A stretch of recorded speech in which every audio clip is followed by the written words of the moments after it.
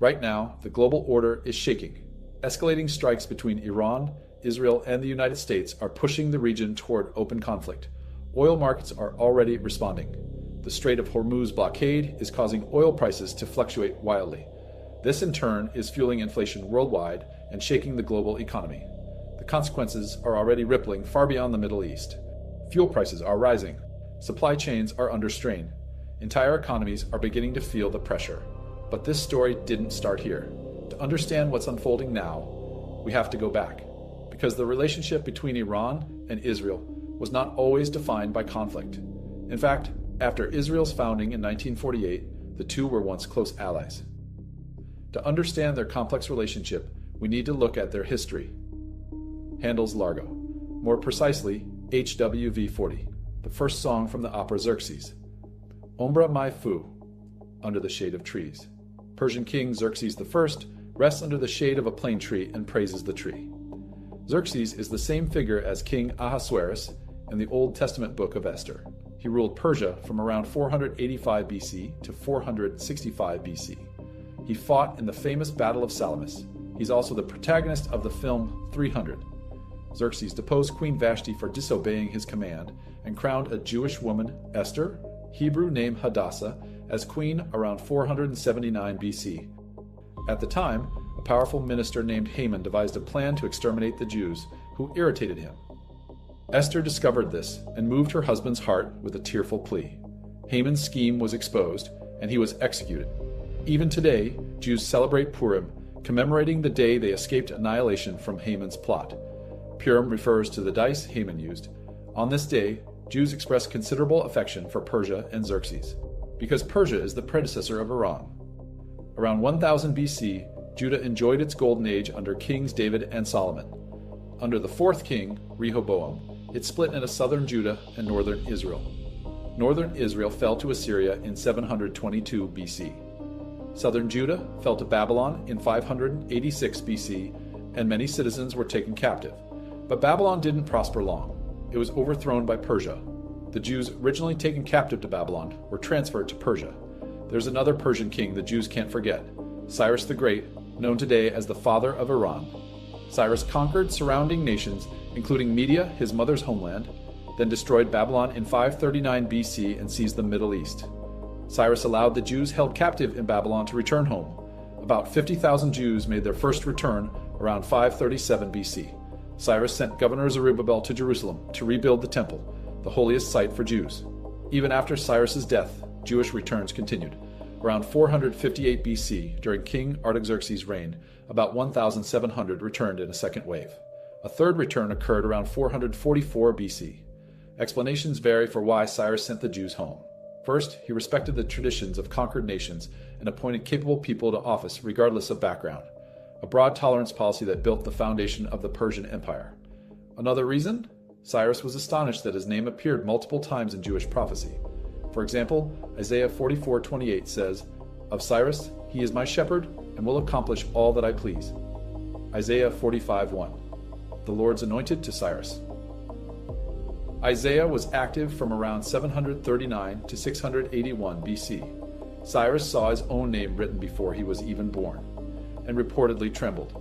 That's why Cyrus showed reverence to the Jewish God, returned the Jews, and even supported the reconstruction of the Jerusalem temple.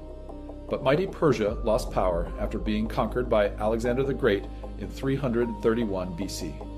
Afterward, countless dynasties, Parthia, Sassanid, Safavid, rose and fell. During the Mongol invasion, the Persian region suffered the humiliation of mass slaughter. In the 7th century, the new religion of Islam arrived, and Persia's state religion shifted from Zoroastrianism to Islam. In 1501, the Safavid dynasty declared it would follow the minority Shia tradition of Islam rather than the majority Sunni, becoming the leader of Shia Islam. Today, most Middle Eastern Islamic countries are Arab, speak Arabic, and follow Sunni Islam. But Iran is Aryan or Indo-European, speaks Persian, and follows Shia Islam. Unlike its glorious past, Persia remained unnoticed into the modern era. Even during the Qajar dynasty, 1779 to 1925. But in 1908, oil was first discovered in southern Persia. The world took notice. Britain and Russia began coveting it. The two countries competitively plundered Persia's resources. Britain established the Anglo-Persian Oil Company, APOC, and essentially pumped Iranian oil for free. Discontent and conflict escalated. In 1921, Reza Khan, a general in the Qajar dynasty, staged a British-backed coup. In 1925, he became Reza Shah Pahlavi and officially founded the Pahlavi dynasty. In 1935, he renamed the country the Imperial State of Iran. Mohammad Reza Shah Pahlavi, Pahlavi II, Reza Shah's son, launched the so-called White Revolution from 1963. He advocated Iran's modernization and westernization, implementing sweeping reforms, selling state-owned companies, profit sharing for workers, literacy campaigns, banning hijabs, expanding women's suffrage. Education policies were effective. The illiteracy rate, which had been as high as 95%, was reduced to around 50%. In 1971, he held a 2,500th anniversary celebration commemorating Cyrus the Great's establishment of the Persian Empire, boosting national pride. In 1974, Iran grandly hosted the Asian Games, but land reform, which nationalized large estates owned by mosques and landowners, faced fierce opposition. This led to massive protests. Eventually, it became one of the causes of the 1979 Islamic Revolution. From the start, the Pahlavi dynasty pursued pro-Western policies. It was friendly with the State of Israel, which was founded in 1948, continuing the ancient Persian connection. Iran became the second Islamic country after Turkey to recognize Israel as an independent nation. Iran became Israel's major oil supplier. Before the 1979 Islamic Revolution, Iran supplied most of the oil Israel consumed. When Arab countries blocked Israeli tankers carrying Iranian oil, it became one of the causes of the 1967 Third Arab-Israeli War, Six-Day War. The two countries even built a pipeline from Ashkelon on the Mediterranean to Eilat on the Red Sea to sell oil to the west. Israel's national airline El Al opened a direct route from Tel Aviv, Ben Gurion Airport to Tehran. Israeli technicians worked in major Iranian businesses. Militarily, they were aligned. Hundreds of Iranian military officers were trained in Israel. Israel even developed surface-to-air missiles ordered by Iran. The secret police Savak, operated by the Pahlavi dynasty, received extensive help from Israel's Mossad from its founding in 1957. The two agencies even conducted joint operations. In Israel's early years, Iranian-born Jews played active roles. Conversely, Jews long settled in Iran worked as bureaucrats and led the White Revolution. Tehran alone had over 30 synagogues. Of course, Iran didn't openly display its friendship with Israel. Iran had to be mindful of Islamic Arab countries. They were secretly closer, a true honeymoon. But this honeymoon ended with the 1979 Islamic Revolution, led by Ayatollah Khomeini, exiled in France.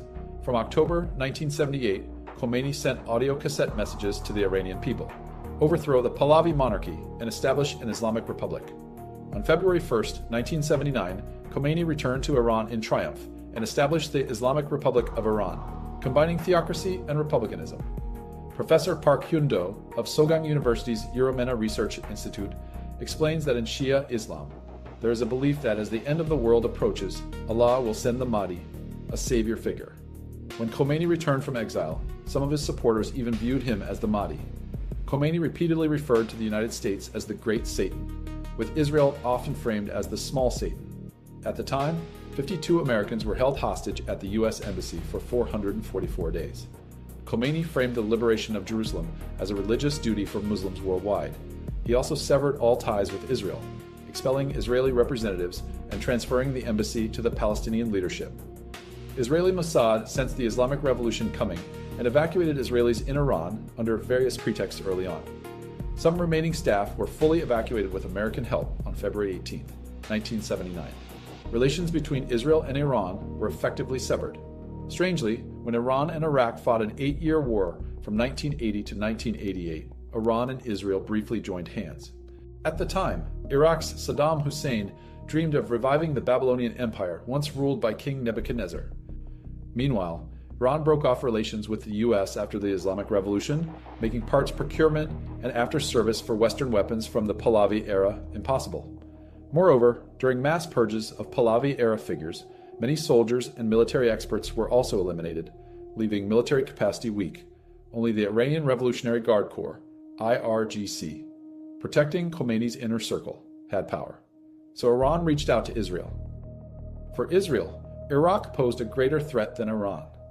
Israel gladly joined hands with Iran on the condition of exchanging weapons for Jews. Israel supplied Iran with fighter jets, missiles, ammunition, and parts for chieftain tanks. Iran allowed Jews in the country to emigrate. Early in the war, 80% of Iran's imported weapons came through Israel. Analysts say if Iran hadn't joined hands with Israel, it would have been significantly pushed back by Iraq. In fact, in June 1981, Israel bombed Iraq's Osirak reactor, but Iran had conducted a preliminary bombing first.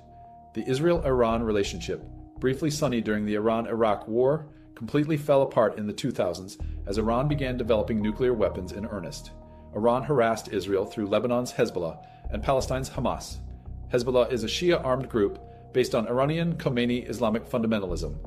It was formed in 1982 to resist Israel's armed invasion of Lebanon, to uproot the Palestine Liberation Organization, PLO. Iran supported it. Through the 2011 Syrian civil war, Iran secured a weapons transport route from Iran through Syria to Lebanon in exchange for supporting Syrian government forces. This enabled extensive support for Hamas and Hezbollah. Israel regularly bombs the transport route, including Syria's Aleppo airport. Nuclear conflict goes without saying. Starting January 12, 2010, with Masoud Ali Mohammadi, numerous Iranian nuclear physicists were assassinated. Mossad is widely believed to be behind these deaths. In 2010, Israel allegedly hacked centrifuges at Iran's Natanz facility. In 2021, it's suspected of causing a fire. Israeli officials have repeatedly signaled that, just as they struck Iraq's Osirak reactor in 1981, they are prepared to act against Iran's nuclear facilities if necessary. Relations between Iran and Israel are literally at their worst. Citizens of both countries cannot travel to each other's nations. Third country nationals cannot enter Iran if their passport has an Israeli entry stamp. Currently, Iran's economy is struggling due to prolonged Western sanctions and anti-government protests, including hijab protests. But resources, including oil, are abundant. After Iraq's Saddam Hussein was ousted, Iran's political influence rose noticeably in the vacuum of Middle Eastern power dynamics. In 2015, Iran agreed to limit its nuclear program under a deal with the United States and other world powers, the Joint Comprehensive Plan of Action, JCPOA. But it continues nuclear development while possessing advanced missile systems. Over 500,000 soldiers are positioned in the regular army and Revolutionary Guard. Iran still has a president and parliament, but the highest cleric, Ayatollah Sayyid Ali Khamenei, was the supreme leader and actual power holder until he was eliminated in a recent U.S. airstrike. Iran hasn't abandoned the stance. Israel is the small Satan. America is the great Satan. It also positions itself as an exporter of the Islamic Revolution.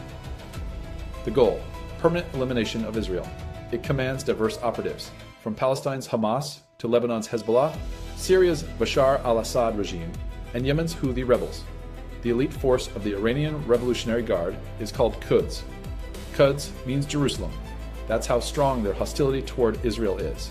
The current U.S.-Israel attack on Iran involves multiple interests: Israeli Prime Minister Benjamin Netanyahu's political survival, America's energy pressure on China, nuclear issues, complex conflicting interests. This situation has become a trigger for instability in international affairs, already spiraling into chaos.